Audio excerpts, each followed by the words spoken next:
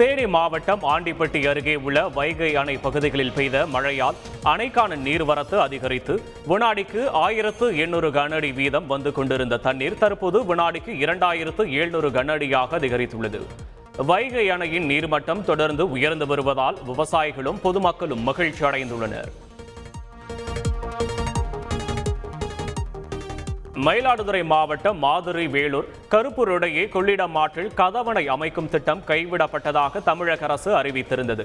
இந்நிலையில் கொள்ளிடம் ஆற்றில் கதவணைகள் அமைத்து தண்ணீரை தேக்கி பயன்படுத்த வலியுறுத்தி மயிலாடுதுறை மாவட்டம் ஆனைக்காரன் சத்திரம் உள்ளிட்ட பகுதிகளில் வணிகர்கள் தங்களது கடைகளை காலை 6 மணி முதல் 11 மணி வரை அடைத்து அடையாள போராட்டத்தில் ஈடுபட்டனர். பல நூற்றுக்கணக்கான கடைகள் அடைக்கப்பட்டுள்ளதால் பொதுமக்களின் இயல்பு வாழ்க்கை பாதிக்கப்பட்டுள்ளது. சிதம்பரம் அருகே உள்ள கொள்ளிடம் மற்றும் வெள்ளாற்றில் கதவணை அமைக்க ஆய்வுகள் மேற்கொண்டு மதிப்பீடுகள் தயாரிக்கப்பட்ட நிலையில் கதவணை அமைக்கும் திட்டத்தை கைவிடுவதாக தமிழக அரசு அறிவித்தது. இந்த திட்டத்தை செயல்படுத்த கோரி சிதம்பரத்தில் வர்த்தக சங்கம் சார்பில் இன்று காலை 6 மணி முதல் 11 மணி வரை பகுதி நேர கடையடைப்பு போராட்டம் நடைபெற்றது.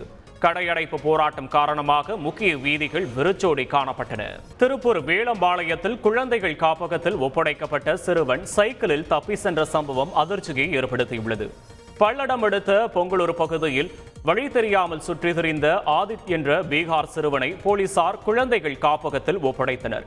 கடந்த 9ஆம் தேதி சேர்க்கப்பட்ட அந்த சிறுவன் மறுநாள் காப்பகத்திலிருந்து சைக்கிளில் வெளியே செல்லும் காட்சி அங்குள்ள சிசிடிவியில் பதிவாகியுள்ளது. இது தொடர்பாக வழக்கு பதிவு செய்த போலீசார் சிறுவனை தேடி வருகின்றனர். திருப்பத்தூர் அருகே கோனேரிக்குப்பம் பகுதியில் 2 மாதங்களுக்கு முன் போடப்பட்ட தார் சாலை விரிசல் ஏற்பட்டு உள்வாங்கியதால் பரபரப்பு நிலவியது. 70 லட்சம் ரூபாய் மதிப்பில் போடப்பட்ட அந்த தார் சாலை தொடர்பாக ஒப்பந்ததாரர் மீது நடவடிக்கை எடுக்க வேண்டும் என பொதுமக்கள் கோரிக்கை விடுத்துள்ளனர். இதனிடையே விரிசல் ஏற்பட்ட அந்த சாலையை அதிகாரிகள் ஆய்வு செய்தனர்.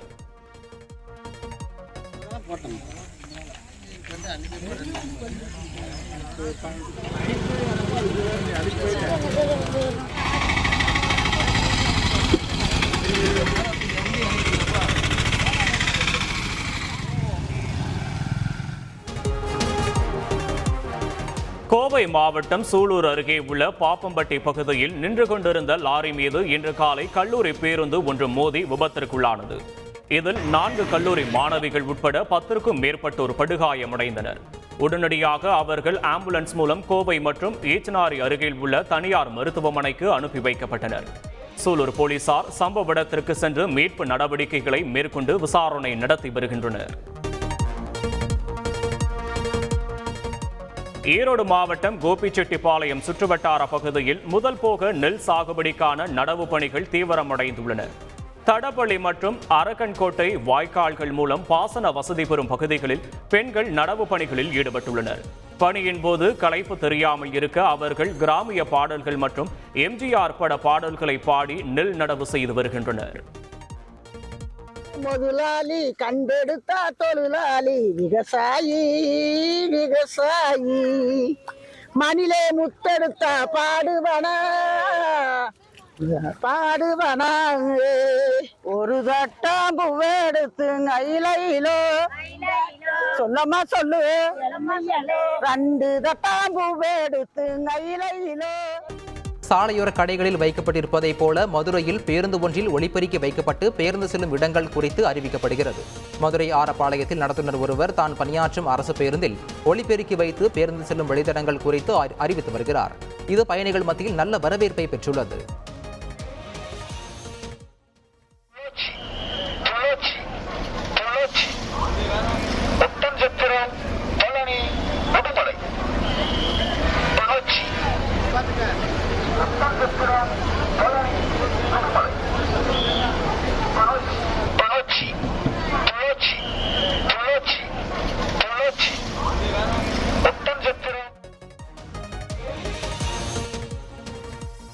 கேரளாவில் ஏற்பட்ட நிலச்சரிவில் சிக்கி சுமார் 400க்கும் மேற்பட்டோர் பலியான சம்பவம் மிகுந்த சோகத்தை ஏற்படுத்தியது. இந்த நிலையில் நிலச்சரிவில் பலியானவர்களின் ஆத்மா சாந்தி அடைய வேண்டி ராமேஸ்வரம் அக்னி தீர்த்த கடலில் மலரஞ்சலி செலுத்தப்பட்டது. அக்னி தீர்த்த புரோகிதர்கள் நலச்சங்கத்தின் சார்பாக மலரஞ்சலி நிகழ்ச்சி நடைபெற்றது.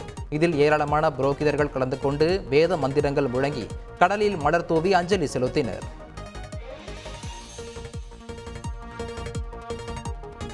திருவாரூர் மாவட்டம் ஒருங்கிணைந்த பள்ளி கல்வி மற்றும் இல்லம் தேடி கல்வி தன்னார்வலர் மூலமாக ஒவ்வொரு ஒன்றியத்திலும் உள்ள பழங்குடியினர் சமூக பொருளாதார மக்கள் தொகை கணக்கெடுப்பு பணி நடைபெற்று வருகிறது.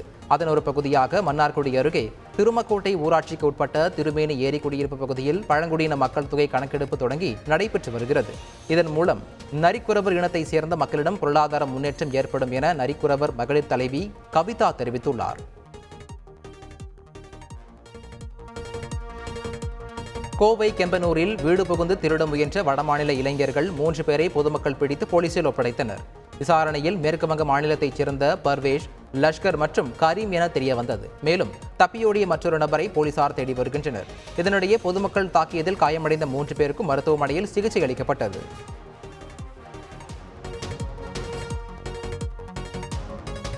புதுச்சேரியில் சுதந்திர தின விழாவை ஒட்டி கடற்கரை சாலையில் காவல்துறை மற்றும் பள்ளி மாணவ மாணவிகளின் அணிவகுப்பு ஒத்திகை நிகழ்ச்சி நடைபெற்றது. மேலும் அன்றைய தினம் முதலமைச்சர் ரங்கசாமி தேசிய கொடி ஏற்றி வைத்து காவல்துறை உள்ளிட்ட பல்வேறு படைப்பிரிவின் அணிவகுப்பு மரியாதையை ஏற்றுக்கொள்கிறார்.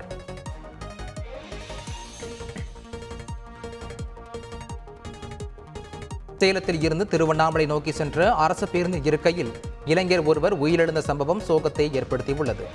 சேலத்தில் ஏறிய 27 வயதான கலைமணி என்ற இளைஞர் செங்கம் செல்வதற்காக பயணச்சீட்டு எடுத்துள்ளார். இந்த நிலையில் பேருந்து செங்கம் வந்தடைந்தது. அப்போது நடத்துனர் அவரை தட்டி எழுப்ப முயன்றுள்ளார். ஆனால் அவர் உயிரிழந்திருப்பதை அறிந்த நடத்துனர் பேருந்தை செங்கம் காவல் நிலையத்திற்கு கொண்டு சென்று புகார் அளித்தார். இந்த சம்பவம் குறித்து போலீசார் விசாரணை மேற்கொண்டு வருகின்றனர்.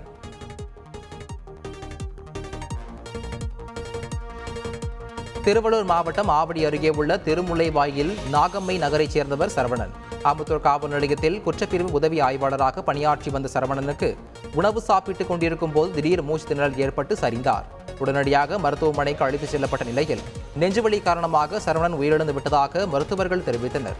இந்த சம்பவம் சக போலீசார் மத்தியில் சோகத்தை ஏற்படுத்தியுள்ளது.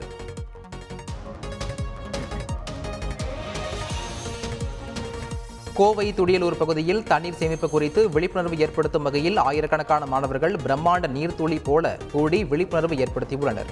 இந்த விழிப்புணர்வு நிகழ்ச்சி நோபல் உலக சாதனை புத்தகத்தில் இடம் பிடித்துள்ளது. இந்நிகழ்ச்சியில் அமைச்சர் அன்பில் மகேஷ் காணொலி காட்சி வாயிலாக கலந்து கொண்டு பேசினார்.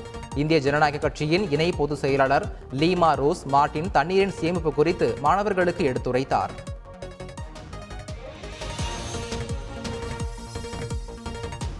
திருவள்ளூர் மாவட்டம் பொன்னேரி அருகே சுமார் 150 கோடி ரூபாய் மதிப்பிலான ஆக்கிரமிப்பு நிலம் மீட்கப்பட்டது. உரக்காடு கிராமத்தில் 14.5 ஏக்கர் நிலம் ஆக்கிரமிப்புக்குள் ஆன நிலையில் இதனை பொன்னேரி வட்டாட்சியர் மதிவாணன் தலைமையிலான வருவாய்த்துறை அதிகாரிகள் மீட்டனர்.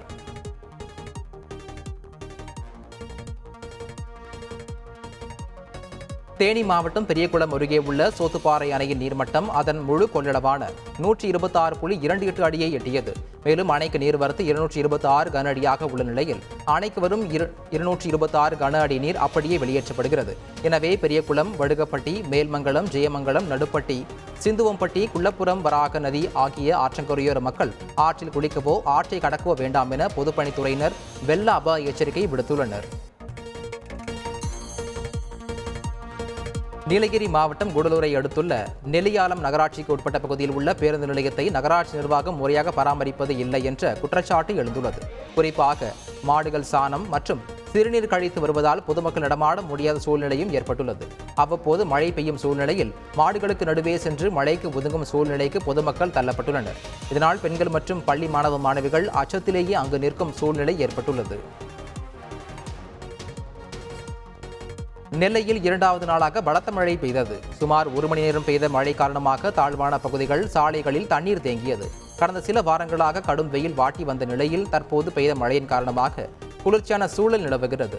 நெல்லை மாவட்டத்திற்கு மேலும் 4 நாட்களுக்கு கனமழை பெய்ய வாய்ப்பு இருப்பதாக வானிலை மையம் அறிவித்துள்ளது குறிப்பிடத்தக்கது. பழனி தண்டாயுதபாணி சுவாமிக்கு வியாபாரிகள் சார்பில் பால்குடம் ஊர்வலம் நடைபெற்றது. இதில் 500க்கும் மேற்பட்டோர் கலந்து கொண்டனர். கிரிவல பாதையில் ஆக்கிரமிப்புகள் அகற்றப்பட்டதால் பாதிக்கப்பட்டுள்ள சிறு வியாபாரிகள் வாழ்வாதாரத்தை மீட்டுத் தரக் கோரி முருகனை வேண்டும் விதமாக இந்த நிகழ்வு நடைபெற்றது. வருகிற 20ஆம் தேதி ஆர்ப்பாட்டம் நடைபெறும் என்றும் வியாபாரிகள் அறிவித்துள்ளனர்.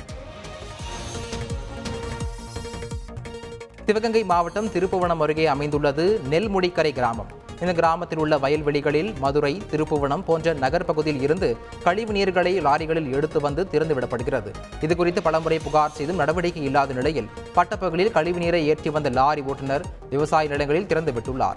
இதை கண்ட கிராம மக்கள் லாரியையும் ஓட்டுநரையும் சிறை பிடித்து வாக்குவாதத்தில் ஈடுபட்டதோடு லாரி ஓட்டுநரை எச்சரித்து அனுப்பினர்.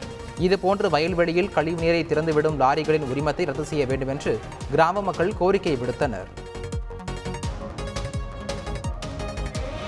அரியலூர் மாவட்டம் ஆண்டிமடம் தாலுகா மேலூர் கிராமத்தில் ஊராட்சி ஒன்றிய நடுநிலைப் பள்ளி உள்ளது. இந்த பள்ளியில் 130 மாணவர்கள் கல்வி பயின்று வருகின்றனர். இப்பள்ளியில் அறிவியல், ஆங்கிலம் மற்றும் சமூக அறிவியல் பாடப்பிரிவுகளுக்கு ஆசிரியர் இல்லை என கூறப்படுகிறது. இந்நிலையில் நீண்ட நாள் கோரிக்கையை வலியுறுத்தி மாணவர்கள் பள்ளி வளாகத்திலேயே பதாகைகளை ஏந்தியபடி காத்திருப்பு போராட்டத்தில் ஈடுபட்டதோடு கோஷங்களை எழுப்பினர்.